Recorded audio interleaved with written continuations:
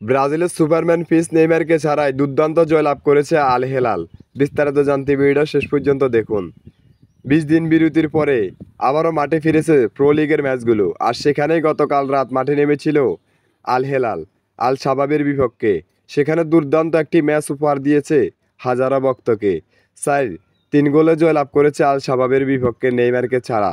আল শাবাবের বিপক্ষে ৪-৩ গোলে জয়লাভ করেছে আল হেলাল। ম্যাচের শেষে সাংবাদিকের প্রশ্নের উত্তরে আল হেলালের কোচ জর্জ জেসুস নেইমারকে নিয়ে যা বললেন, তিনি বলেছেন, আমরা প্রত্যেকটা ম্যাচেই নেইমারকেও খুব মিস করি।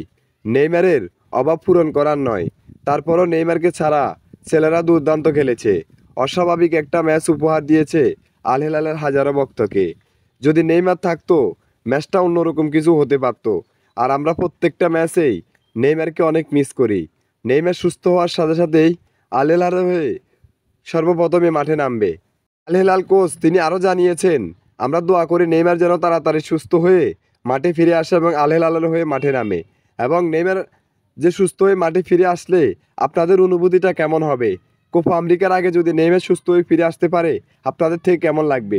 ভিডিওটা কেমন লেগেছে? যদি ভিডিওটা ভালো লেগে থাকে, আপনি আপনার মহামূল্যবান কমেন্টটা করতে পারেন এই ভিডিওতে।